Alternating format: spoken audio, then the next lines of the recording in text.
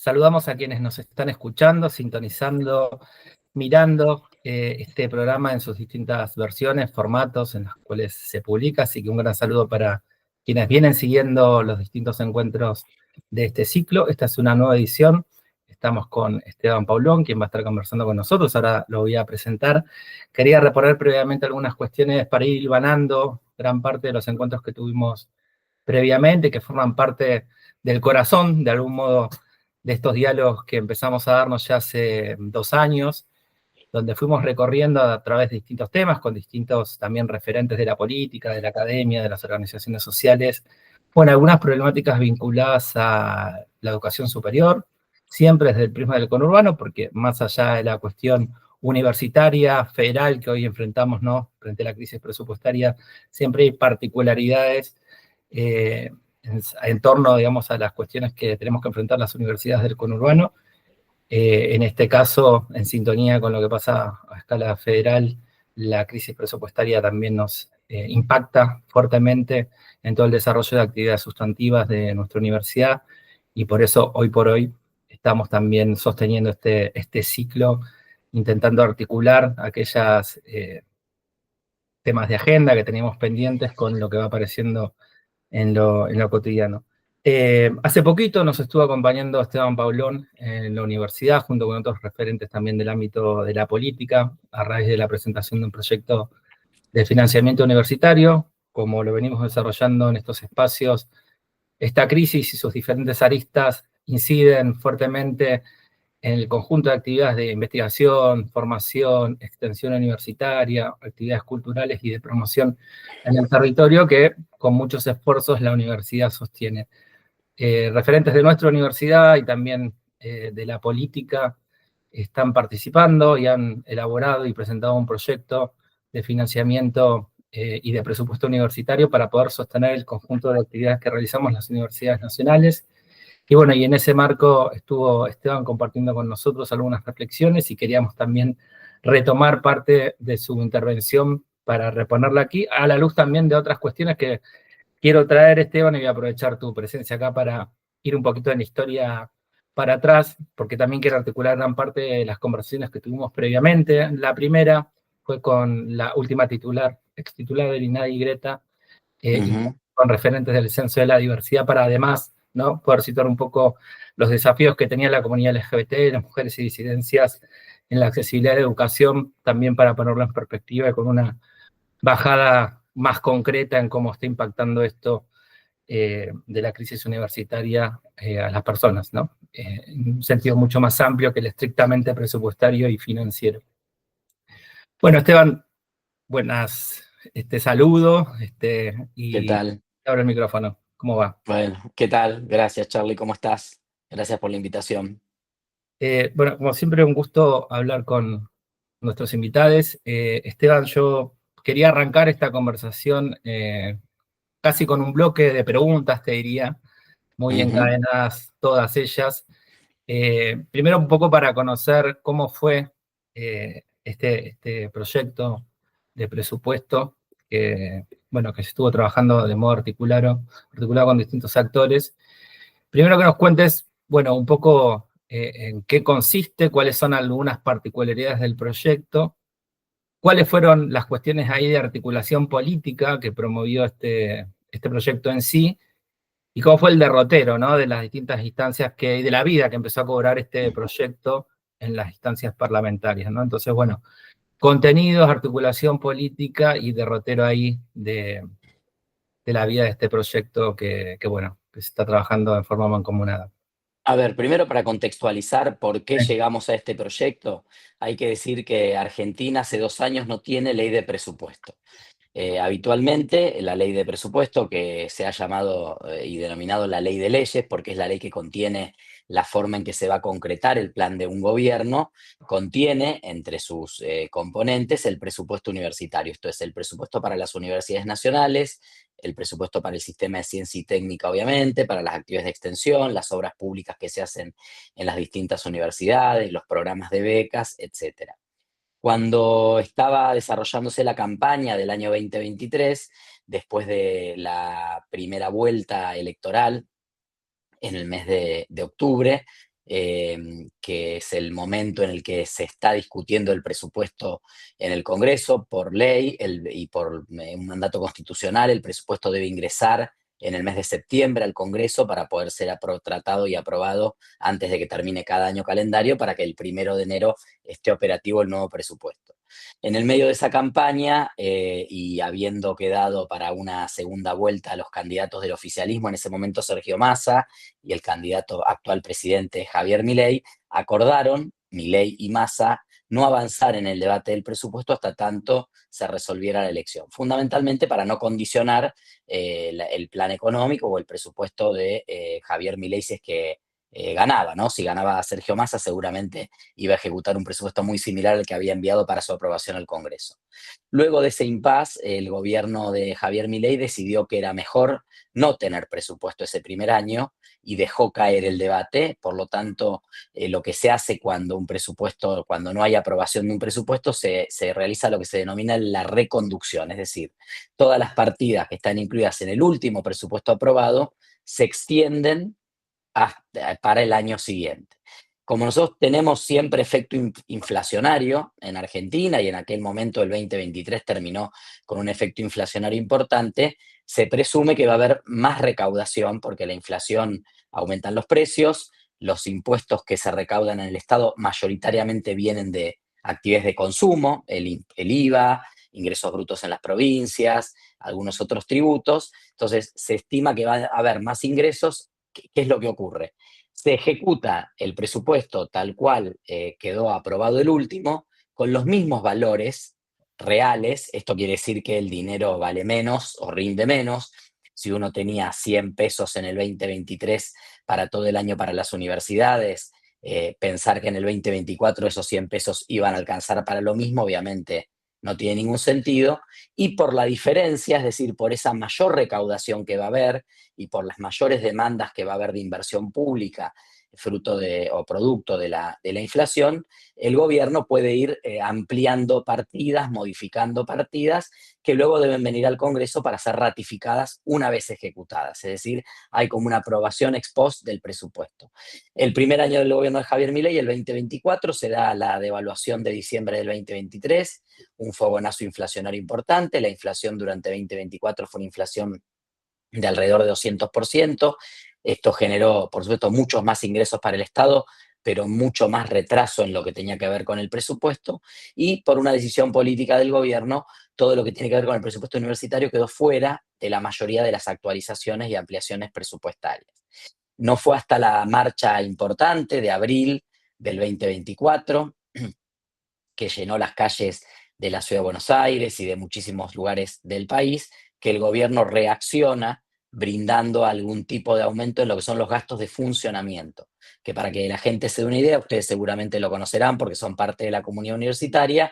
Dependiendo de la universidad, puede ser entre el 7 y el 10% del presupuesto total de una universidad. Es decir, la universidad tiene presupuesto para obra pública, tiene presupuesto para programas de extensión, tiene presupuesto de gasto de funcionamiento, luz, gas, internet, suscripciones a revistas científicas, nafta, movilidad, y obviamente el presupuesto más importante, que es el de la docencia. Básicamente la universidad es capital humano, ¿no? Docentes y no docentes, profesionales y no profesionales, que son los que sostienen desde distintos lugares la universidad pública. En ese sentido, el gobierno actualiza las partidas de gasto de funcionamiento, pero sigue retrasando, obviamente, habiendo suspendido la paritaria, las partidas de salarios. Luego se da la segunda marcha universitaria, que es posterior a la aprobación de la ley de financiamiento universitario que nosotros aprobamos en septiembre del 2024. ¿Por qué? Porque en septiembre del 2024, cuando ingresa el primer proyecto de presupuesto elaborado por el gobierno de Javier Milei, notamos que el presupuesto universitario era nuevamente relegado. Y no solo eso, sino que finalmente el gobierno termina admitiendo que no le interesa tener presupuesto, deja caer ese debate y vuelve a reconducir los montos del presupuesto, ya no del 2024, que es el año inmediato anterior, sino el mismo presupuesto del 2023, que es el último que está aprobado. Entonces tenemos ya no el retraso de un año en las partidas presupuestarias, sino el retraso de 2 años en las partidas presupuestarias. En el medio de ese debate, distintos bloques, fundamentalmente de sectores del radicalismo más vinculados al movimiento reformista en la universidad, sectores mayoritarios de Unión por la Patria, el peronismo, que también tiene un anclaje importante en la universidad, sectores como el nuestro, el Partido Socialista, que también a través del movimiento nacional reformista tiene una pata importante en la universidad, con un rector en la ciudad de Mar del Plata y una inserción también en muchas universidades, en la gestión de muchas facultades y muchas universidades. Trabajamos un proyecto para actualizar, de acuerdo a la inflación, no solo los gastos de funcionamiento, sino también lo que tiene que ver con el salario docente y no docente. Ante ese debate se convoca una segunda marcha universitaria, también muy potente, muy fuerte, y el gobierno lo que hace es una de cal y una de arena, es decir, establece una garantía de piso salarial, muy baja, por cierto, hoy son 250.000 pesos, por ejemplo, para un cargo simple docente, y veta, es decir, deja sin efecto la ley que nosotros votamos, que actualizaba en mayor medida, obviamente, los salarios de docentes y no docentes. Y con los gastos de funcionamiento hace una actualización parcial en relación a la inflación. Recordemos que hubo un ajuste grande de tarifas, para muchas universidades ya era imposible siquiera pagar la luz o el gas para que funcionen las universidades o servicios como Internet.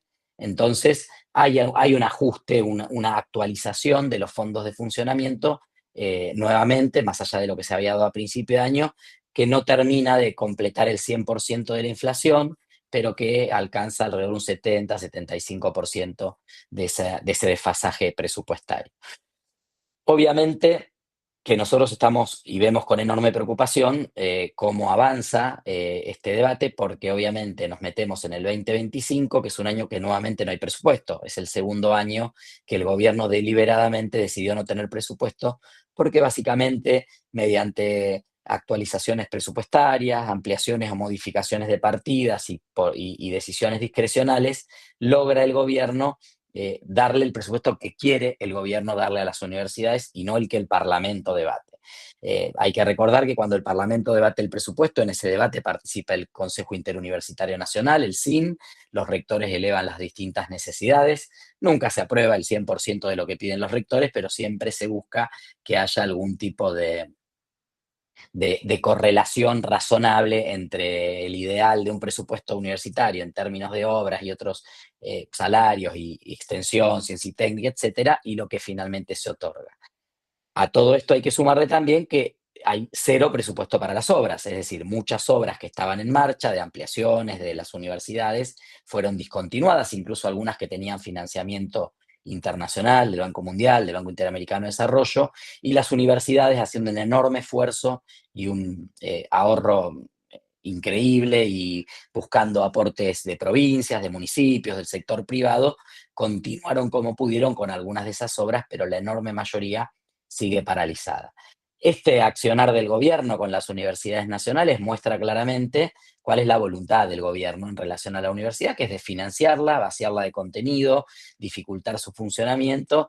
Y yo te diría que detrás de eso hay una idea de terminar forzando a las universidades a que tengan que arancelar sus actividades, ¿no? Este discurso que aparece mucho en el gobierno, bajo la forma de hay que cobrarle a los extranjeros, como si las personas que vienen del extranjero a estudiar a las universidades nacionales representaran un porcentaje muy importante. En la universidad, en ninguna universidad, un extranjero, primero que los extranjeros no residentes no podrían estudiar porque tienen que presentar documentación, su documento para poder estudiar. En segundo lugar, si tomáramos a aquellos extranjeros que hacen la residencia legal, vienen a estudiar a Argentina, es un porcentaje ínfimo que no impacta en el presupuesto general de la universidad. Por un tema de la legislación y de la propia Constitución, el Congreso no puede volver a tratar en un mismo periodo parlamentario un tema que fue rechazado o digamos, o vetado, como en este caso la ley de presupuesto universitario que habíamos aprobado en septiembre del año 2024. Por eso, apenas comenzó el año parlamentario, este periodo parlamentario el 1 de marzo, desde estos mismos espacios políticos, en diálogo con el Consejo Interuniversitario, presentamos distintos proyectos. Hay muchas iniciativas, hay una que es específica de los rectores, que la han presentado formalmente por mesa de entradas y que hoy ya es parte del debate porque ha sido recogida por muchos diputados y diputadas, y después distintos bloques con distintos matices hemos presentado proyectos diversos, pero fundamentalmente todos tienen como componente lo que tiene que ver con la actualización por inflación de los gastos de funcionamiento y el recupero de lo perdido el año pasado, la actualización de los montos de las becas, Manuel Belgrano y Progresar, que están desactualizadas obviamente, en muchos casos discontinuadas, obviamente la reapertura de las paritarias y en algún caso, en alguno de los proyectos incluso la incorporación expresa del porcentaje de incremento para los salarios universitarios. Nosotros, en algún sentido, con algunos detalles más o menos, todos los proyectos van en línea con poner al día y actualizar el presupuesto universitario en todos sus componentes de cara al año que estamos transcurriendo, obviamente, que estamos ya a mitad de año, pero que creemos que vale la pena, y obviamente una ley que es plurianual y tiene que tener impacto en los años por venir. Esteban, quiero retomar dos, tres cuestiones que mencionaste en este derrotero, ¿no? Además donde trajiste muchos elementos de contexto que era más que pertinente traer, y me quedé pensando primero en dos cuestiones que tienen que ver al impacto, ¿no? Al que yo refería al inicio de la conversación, en todas las actividades sustantivas que se traducen, ¿no? En un impacto en la vida cotidiana de nuestros estudiantes y de toda la comunidad universitaria y de todos los claustros. Pensaba en dos cuestiones. Primero, todo lo que vos reponías con relación a, bueno, la cuestión de la infraestructura, ¿no? De insumos, que es bien importante, y creo que esto también tiene un impacto diferencial en universidades, en carreras también, ¿no? Digo, de repente sostener carreras, insumos, por ejemplo, para laboratorios que se compraban afuera en dólares y que tienen que ver con ensayos que requieren, ¿no? Las prácticas de quienes están estudiando, bueno, ciertas carreras vinculadas a ciertos campos disciplinares, o la propia actualización de los software de los laboratorios de las universidades. Digo, hay un conjunto de cuestiones que tienen que ver con ese retraso y que impacta, por supuesto, en la calidad. Y por otro lado, todo lo que tensiona a los claustros, principalmente docentes y no docentes en términos salariales. Tenemos universidades muy estresadas en este escenario, y algo que nos trajo mucho aire fueron las marchas universitarias, las dos grandes marchas universitarias, no solamente por el alcance, la masividad, sino que también la legitimidad que se comprueba ahí social del apoyo, ¿no? De la sociedad en sí, y que incluso los propios medios, diría hasta aquellos más hegemónicos, de algún modo, bueno, ponían en valor lo que significaba, ¿no? La universidad pública, esta tradición de la universidad pública, de la movilidad social para nuestro país. Y esto lo traigo porque también con ello, ¿no? El apoyo social trajo algunas narrativas, ¿no? En esto de la construcción de discursos, ¿no? Y frente a este apoyo masivo, a otras narrativas, donde aparecieron algunas otras cuestiones vinculadas, por ejemplo, digo esto después de las marchas, ¿no? A la auditoría, ¿no? ¿Quién audita las universidades, ¿no? Un intento también ahí más de una perspectiva política, de deslegitimar, sobre todo, bueno, a aquellas universidades que son más recientes, no las tradicionales, sino aquellas que, bueno, que se fueron expandiendo en las oleadas de creaciones de universidades en el conurbano, que, por otro lado, esto siempre lo repito porque pareciera un fenómeno nuevo, pero la primera oleada ya tiene 60 años, ¿no? Digo, Universidad de Lomas, de Luján, las últimas menos 10 años, pero digo, hay también un recorrido de creación y de gestación de pensamiento crítico y de trinchera también, si se quiere, donde fueron hallando también, ¿no? Distintas tradiciones en esas universidades. Digo, y esta es una pregunta quizá política, en términos, digamos, de cómo pensarlo, y es esta legitimidad social que también está representada en, bueno, en organizaciones políticas de todo tipo, gremiales, políticas, sindicales, sociales. Bueno, ¿qué salto, qué está pasando ahí que de esta masividad bueno, no podemos avanzar en que esto finalmente llegue a un puerto, digamos, donde finalmente tengamos alguna de las leyes de presupuesto que garantice el funcionamiento? Digo, es una pregunta política que nos hacemos todos hacia el interior de las universidades, ¿no? De qué modo articular esta lucha con otras frente a la construcción constante de nuevas narrativas. Digo, repuse esto de las auditorías porque me parecía que era una de las últimas, pero hay muchas más, ¿no? Vos trajiste algunas que tienen que ver con, por ejemplo, los discursos que se construyen xenofóbicos en torno a, bueno, los estudiantes extranjeros. Pasa en salud también, ¿no? Digo, pero cuando mirás el dato eso se desarma claramente, ¿no? Eh, ¿Cuál es tu percepción, tu mirada respecto de esto?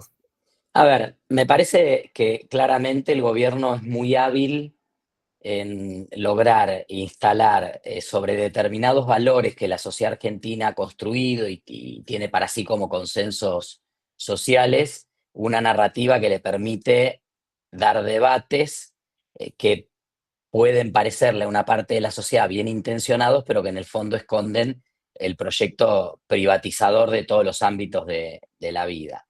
Yo decía, lo contaba un poco en la charla y es casi mi obsesión porque siento que es un tema que es grave y que es importante, que habla de cuál es el proyecto político del gobierno y que pasa un poco por debajo del radar y que creo que es la etapa que viene después de las elecciones de medio término en Argentina.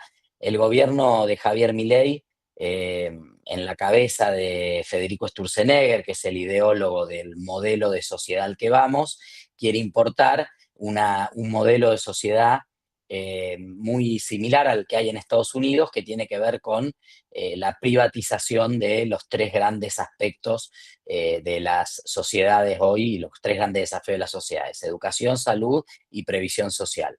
El propio Sturzenegger lo plantea en un posteo, que en una foto que sube con el presidente Milei, dice la revolución de los seguros.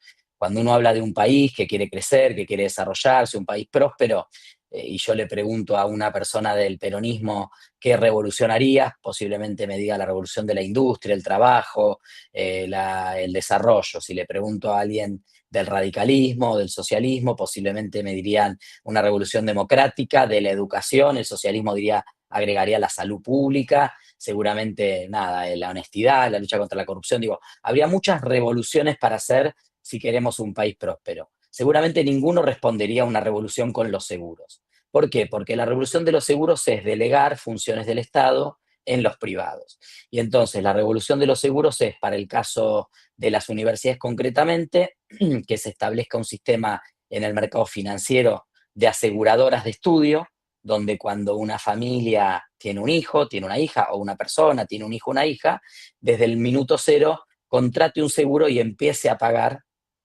mensualmente a futuro la educación universitaria de ese hijo o esa hija, porque si no, no hay manera de que lo puedan hacer. Esto lo vemos mucho en las películas, en las series norteamericanas, lo vemos con los créditos universitarios también, fueron parte de las impugnaciones de buena parte de la sociedad norteamericana. Joe Biden, una promesa de campaña de terminar con el peso de los créditos universitarios que se toman en Estados Unidos, créditos que a veces tardan 25 o 30 años en pagarse, la gente logra un estudio universitario, pero después está 30 años pagando un seguro, más que una hipoteca de una casa posiblemente. Entonces, este es el modelo que viene a traer este gobierno. Para eso, sobre ciertos valores colectivos construidos en la sociedad argentina, busca la forma de impugnarlos.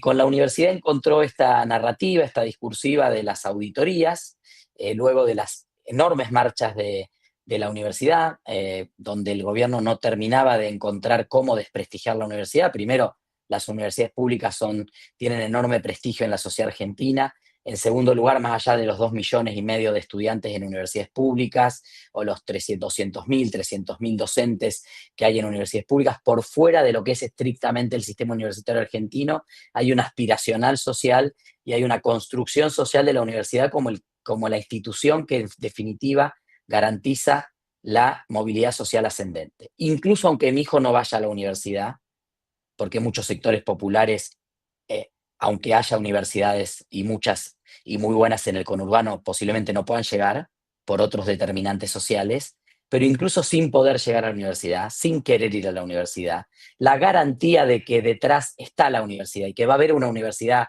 y que si ese fuera mi proyecto de vida voy a poder acceder a una universidad gratuita, de calidad, democrática, con determinadas herramientas, ha sido una promesa de movilidad social ascendente en Argentina, ¿no? Y es muy difícil pegarle a eso. Es lo mismo que pasa con la salud pública. Cuando el gobierno intenta desprestigiar el Garrahan y después el Garrahan te hace una operación intrauterina única en Argentina con sueldo de 700.000 pesos, ¿dónde están los ñoquis del Garrahan? O sea, ¿dónde está el discurso de los ñoquis? Entonces, el gobierno intenta narrativas que desprestigien las instituciones y los consensos sociales. En algunos casos no lo logra, creo que con el Garrahan rebotó, creo que con Davos, esto de la homosexualidad, homosexuales son pedófilos, se encontró con una pared en la sociedad democrática y ahí el gobierno no encontró la narrativa. Yo decía desde el inicio, el gobierno es un gobierno que intenta vincular cada derecho conquistado y cada conquista social con un curro de la política. Entonces dice, bueno, hay que eliminar el INADI porque es un curro de la política, es una cueva de ñoquis, no es una institución que defiende los derechos. Y entonces la sociedad mayoritariamente que está muy lejos y que lo ve muy lejos al INADI, dice, bueno, sí, que lo cierren. ¿Qué hacen 200 personas? Si a mí en el barrio igual me tratan mal por tal cosa o en tal lugar la pasé mal por tal cosa, entonces ¿qué hace el INADI? Si no sirve para nada. Hay que cerrar el Ministerio de las Mujeres porque es también una cueva de militantes, metieron 1.600 militantes, ta, ta, ta, ta.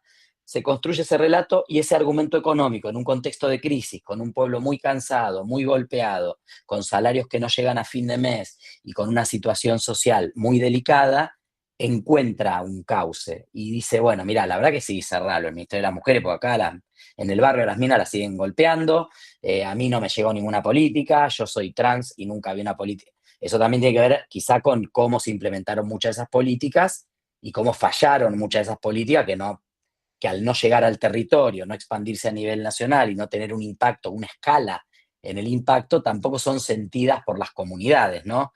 Nadie más que los trabajadores y trabajadoras estuvieron defendiendo al INADI y al Ministerio de las Mujeres, no había marchas populares como si hubo con Davos o como si hubo con la universidad. Entonces, un tema de cercanía que le pone un poco de coto al gobierno. Ahora, con la universidad la primera marcha fue enorme, fue masiva y el gobierno lo único que atinó a decir es que en aquel escenario estaban los sindicalistas y los estudiantes, vieron que era una marcha de la oposición, pero eso no terminó de entrar, ¿no? Y entonces fue por el argumento económico. Y cuando el gobierno plantea la auditoría en la universidad, ahí aparece un aspecto que para la gente sí es lejano. O sea, la universidad no es lejana, pero ¿cómo se administra la universidad? ¿Qué hacen con la plata? ¿Cuánto cuesta? Ahí sí aparece una lejanía. Y el salario docente tampoco genera una empatía en la población. La gente dice, bueno, pero un salario universitario, pero tienen obra social, se van a jubilar de eso. A veces hay gente que no va. Yo conozco un docente universitario que no va nunca, ¿eh? Que tiene un cargo y tienen un montón de gente gratis trabajando, ayudantes de cátedra, etcétera, y no sé, va una vez al mes. ¿Cuánto labura por día? ¿Cuántas materias tiene? ¿Queda 2 horas de clase por día? Digo, tienen 3 meses de vacaciones. Empiezan a aparecer un montón de prejuicios instalados que ahí sí a la social empiezan a quedar lejos. Entonces, el gobierno contesta con las auditorías y desde la comunidad universitaria y los sectores que acompañamos la comunidad universitaria intentamos un argumento racional, con lógica, porque eso es lo que nos enseña la universidad también, a pensar en cómo explico lógicamente algo, y es algo que la ciudadanía, la mayoría de la ciudadanía no ve. Entonces, cuando decimos no, ¿por qué un salario docente, ti, ti, ti, ti, ti, ti? Y no, sí, están auditadas las universidades, mira, acá están los papeles, no ve. Entonces, pegó mucho más un ataque a un rector porque había hecho una licitación de horas de traslado por X millones de pesos, que era para 3 meses, y el gobierno logró instalar que tal universidad se gasta 5 millones de pesos en un chofer para el rector, y eso quedó. Bueno, auditen las universidades. Entonces la gente dice, mira, yo defiendo la universidad pública, pero que la auditen, que se gaste bien. Y eso nos quitó fuerza. Entonces nosotros hoy estamos ante un desafío importante, que es pensar cómo volvemos a reconstruir esa narrativa que tuvimos en las marchas universitarias y que habían logrado instalar el debate universitario en sentido positivo en la sociedad. Hoy nos está costando esa respuesta. Yo creo que ahí hay un ejercicio que hacer. Lo digo porque Milei tiene 3 años, 2 años y medio más de gobierno, no va a cambiar el trato que tiene para con las universidades, posiblemente la correlación de fuerzas en el Congreso siga siendo la misma que tenemos ahora, por lo tanto, tal vez en el bloque mileísta más puros que asociados, o sea, lo que hoy es PRO, radicales con peluca, algunos radicales de Loredo van a ser reemplazados por libertarios, entonces quizá en el número final no crece exponencialmente La Libertad Avanza, sigue teniendo 80 y pico, 90 diputados, y tenemos una mayoría nosotros de este lado para seguir impulsando alguna agenda, pero nos vamos a chocar permanentemente con la pared del veto. Entonces, ya el tercer año que votaste un presupuesto universitario, te lo vetó y no lo pudiste levantar, también genera una desmoralización, un hastío y un cansancio en la comunidad universitaria que hoy yo lo decía en la charla, es heroico que las universidades estén abiertas. O sea, viene un científico de la Agencia de Ciencia e Investigación de Noruega y no va a poder hacer un paper que lo explique, porque hoy no hay ni para el detergente ni para el papel higiénico en los baños. Pero es tal el valor social que tiene la universidad que todos, docente por 200 lucas, estudiantes que llegan como pueden, dan clase con o sin estufita, y no docentes con salarios también muy deteriorados, siguen haciendo un esfuerzo casi heroico para que la universidad siga funcionando. Entonces nosotros ahí tenemos que pensar que el proyecto del presupuesto universitario es una herramienta importante, excelente. Y hay que pensar el mejor proyecto para devolverle los recursos a las universidades. Y si este año el gobierno decide discutir en serio un presupuesto, lo vamos a ir a plantear también y vamos a intentar colocar esos temas en la ley de presupuesto. Pero también tenemos que pensar en paralelo cómo recuperamos un debate que nos permita instalar una narrativa a nivel social que nos saque de las cuatro paredes de la universidad. Porque también muchas veces, digamos, eso se logró con las marchas. Fue tan brutal el ataque a las universidades que en 2024 la gente salió a la calle. Y hoy está costando. Está bien, es un año y medio de este gobierno, hay mucho abatimiento porque los ataques son permanentes y desde todos los lados, hay un desmantelamiento prácticamente total del sistema de ciencia y técnica, más allá de si hay o no insumos, si son importados o nacionales, científicos que se van, que renuncian, que se van al sector privado o que se van afuera, porque tampoco es cierto que hoy el sector privado demande por la recesión que hay en la economía. No hay un sector privado que demanda todo lo que el sistema científico tecnológico de Argentina contiene o contenía, y ahí se va a perder producción de conocimiento, que es un capital, que es un capital colectivo también, que agrega valor al país. Entonces me parece que tenemos un desafío interesante que hay que ponerlo sobre la mesa sin hipocresías y sin engañarnos. O sea, hoy estamos con menos capacidad de movilización. Hoy si convocamos a una marcha, o sea, se está convocando a una movilización en distintos lugares del país para no ir a una única marcha nacional que tal vez nos muestra en una debilidad numérica. Entonces me parece que ahí hay un debate que dar también porque con la ley sola y con un 131 votos o 140 votos que logremos conseguir para tratar, que aparte es muy trabajoso hoy por la dinámica del Congreso, son semanas y semanas, hay que ir a una sesión para pedirle al Congreso que trate este tema, hay que conseguir quórum, hay que lograr la mayoría ahí, hay que volver a la comisión, hay que discutir los proyectos, hay que consensuar y conseguir las firmas. Una vez que tenemos el dictamen, que son esas firmas, vamos de nuevo al recinto para volver a votarlo. Y quizá tenemos 140 votos, como tuvimos la otra vez con las jubilaciones. Bueno, 140 votos está un poquito lejos de poder sostener un veto poder sostener una ley ante un veto que haga el presidente. Y si no hay una movilización social contundente, donde el gobierno diga, bueno, algo hay que resolver con la universidad, va a ser un ejercicio prácticamente de teoría política, de un TP para ciencia política, para decir, bueno, ¿cuál es el proceso que recorre una ley para ser aprobada?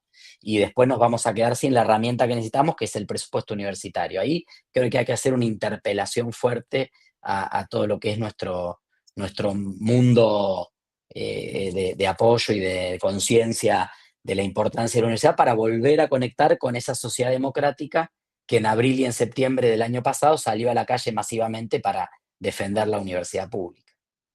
Esteban, retomo dos puntos a los que hacías referencia que me parecen bien interesantes. Yo acuerdo, por un lado, acerca de este agotamiento, este cansancio, incluso saturación por un lado, porque también quienes, por ejemplo, movilizan en la universidad también forman parte de otro tipo de colectivos donde también hay una agenda, digamos, todos los miércoles los gremios convocan a marchar en apoyo a los jubilados.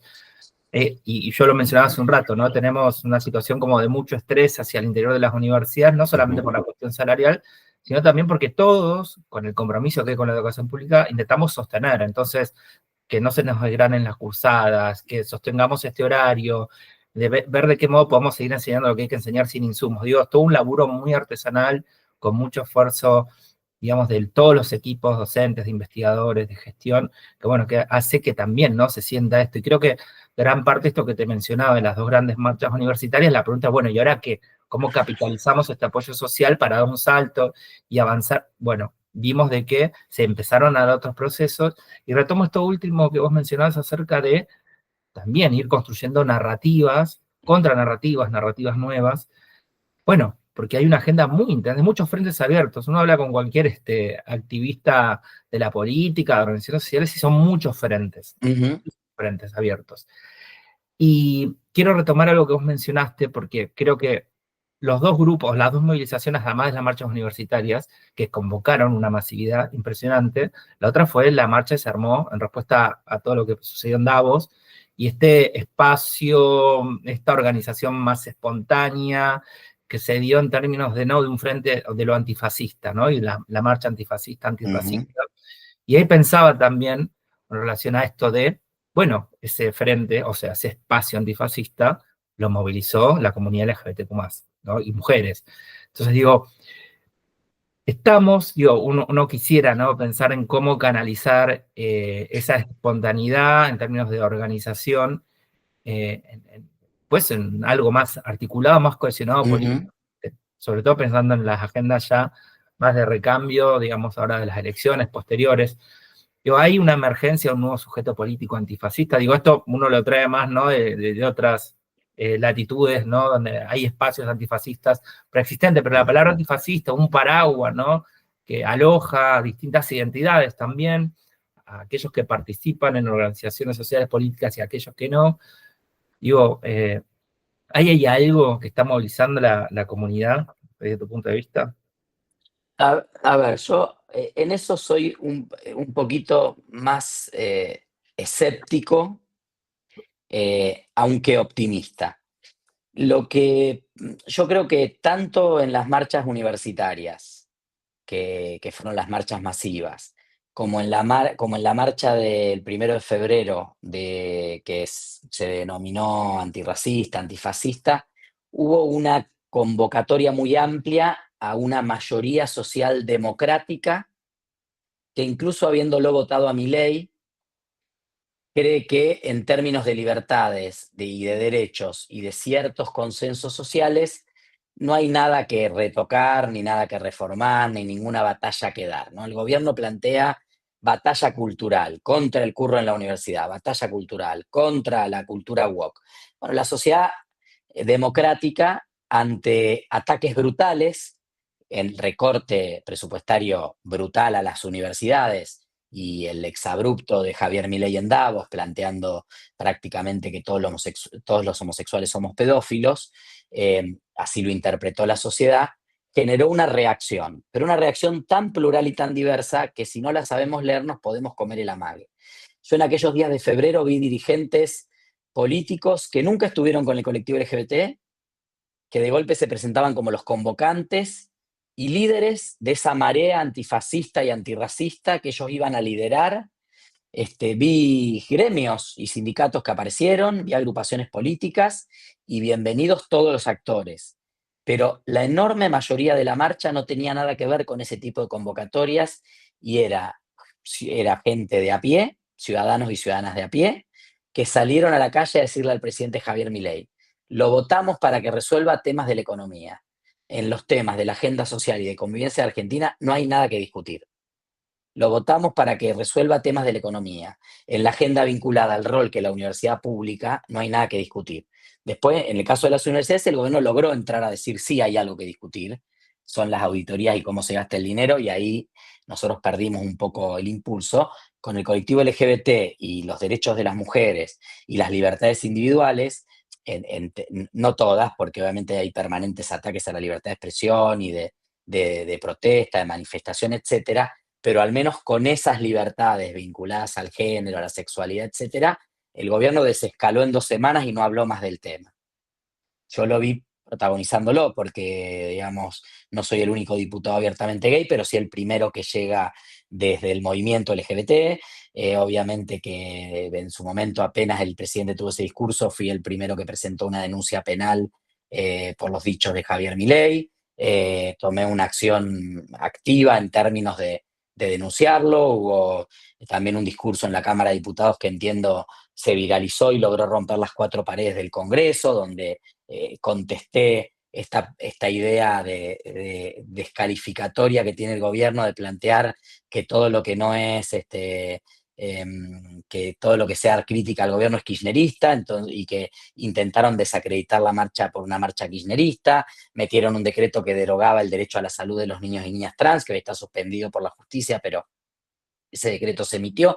Bueno, fueron 2 semanas. En 2 semanas el gobierno comprobó que esa escalada no lo llevaba a ningún lado y que la sociedad en los temas de género, diversidad, ya dio vuelta a la página. Y son temas que no se discuten.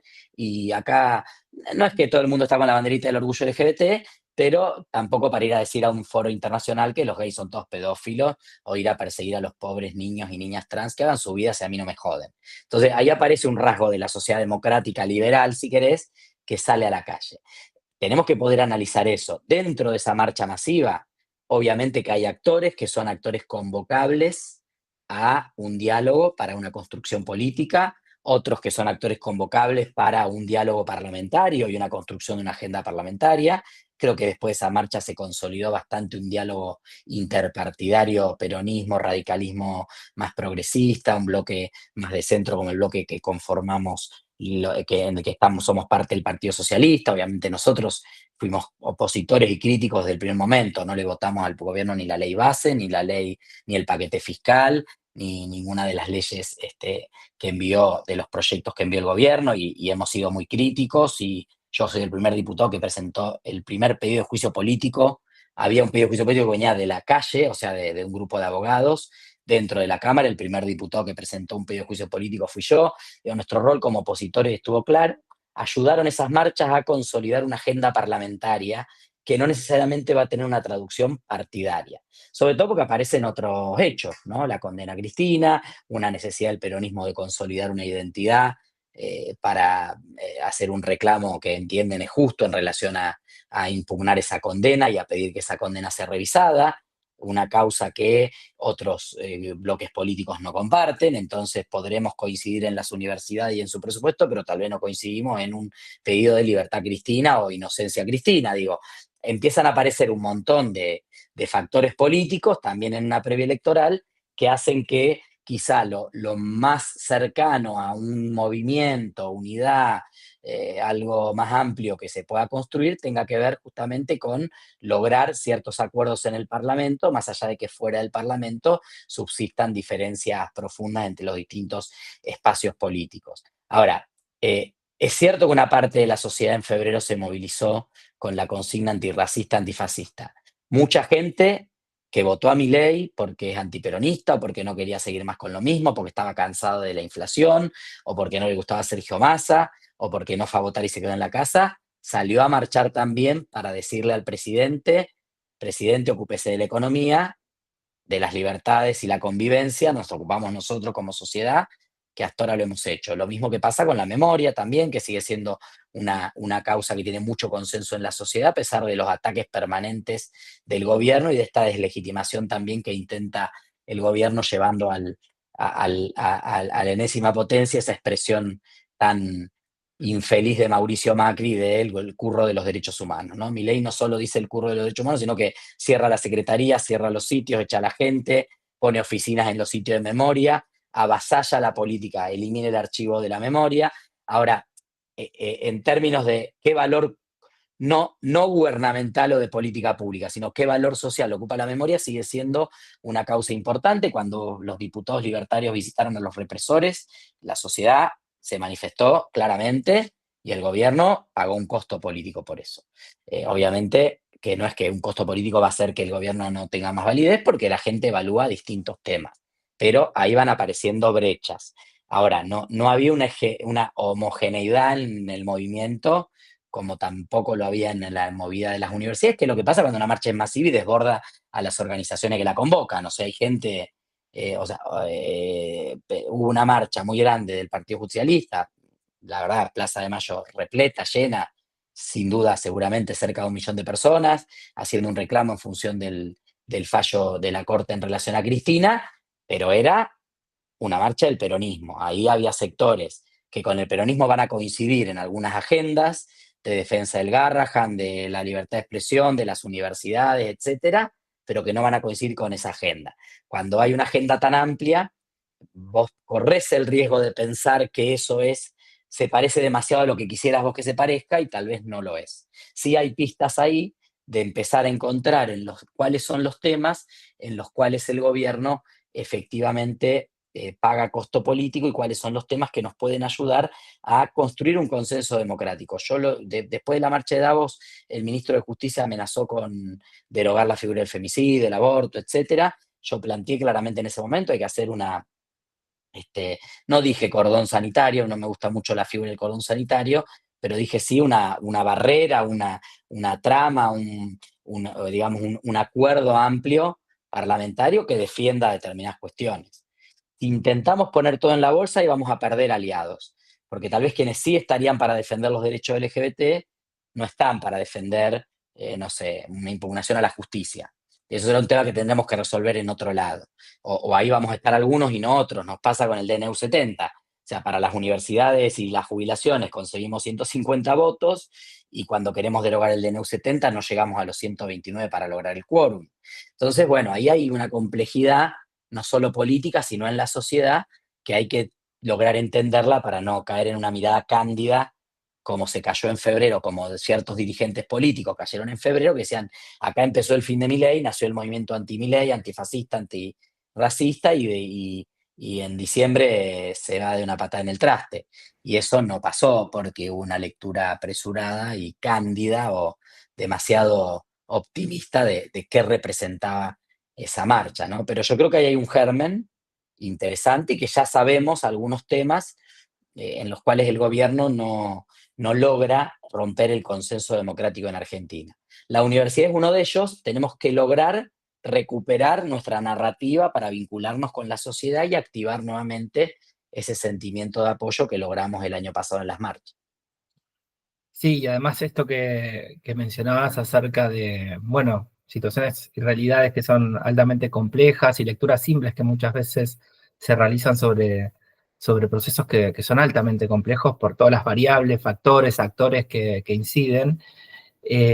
Pensaba en una cuestión que me parece bien sustantiva para retomar y que tiene que ver con, de algún modo, por dónde seguimos estableciendo o por dónde reponemos algunos diálogos hacia adentro de las universidades. Esto es algo que, para ir cerrando, siempre lo planteo a quienes participan de los conversatorios, porque, bueno, hable como un prisma de para dónde, ¿no? Creo que el contexto es tan desafiante que, bueno, nos invita a construir, a entramar con otros sectores, con otros actores, de modos bien distintos. Está claro, vos lo mencionaste en algún momento de esta conversación, la necesidad de la universidad rompiendo muros, ¿no? Mirando hacia afuera, estableciendo este tipo de diálogos con el territorio, con organizaciones sociales, políticas y demás. Quería, Esteban, mencionar, ya que estamos hablando del territorio, las organizaciones y la política, mencionarte, yo no sé si te recuerdas, pero ya pasó mucho tiempo, hace 15 años vos estuviste en la UNS, en una actividad que hicimos, que originalmente era con Claudia Pía, pero ese día no pudo, fue Marcela Romero, y ahí justamente hablamos de los desafíos de las universidades públicas para facilitar el acceso de la comunidad LGBTQ+ a la educación superior, entre otros temas, ¿no? Porque justamente estábamos en medio, ¿no?, de la militancia por la ley de matrimonio y también ya estaba instalada la ley de identidad de género, como propuesta. Algo que aparece fuertemente es la necesidad de sostener la educación pública, no solamente por la formación, la investigación, ciencia y técnica, sino también porque esto cambia la vida de las personas, la movilidad social, ¿no?, las condiciones de vida, las posibilidades de acceder a una profesión, a un título. Bueno, Digo, es altamente transformador el tránsito, el paso por la universidad, y también lo es para la comunidad LGBTQ+.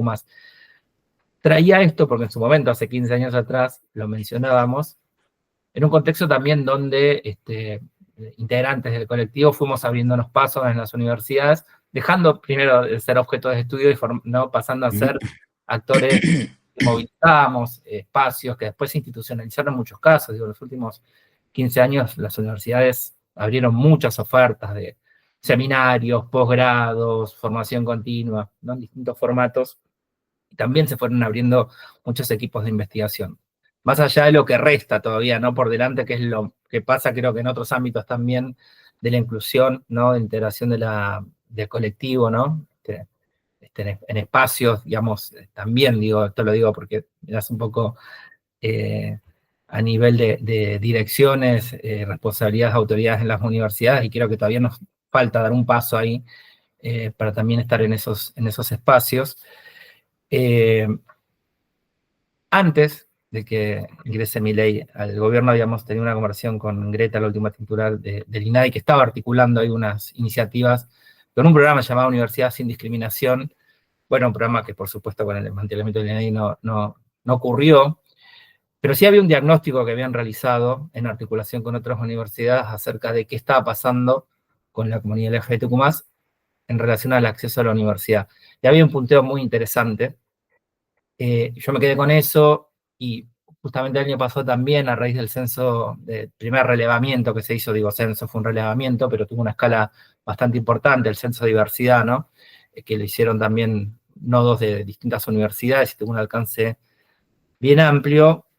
Bueno, hay algunos datos ahí acerca de la situación de la comunidad LGBTQ+ en la educación superior.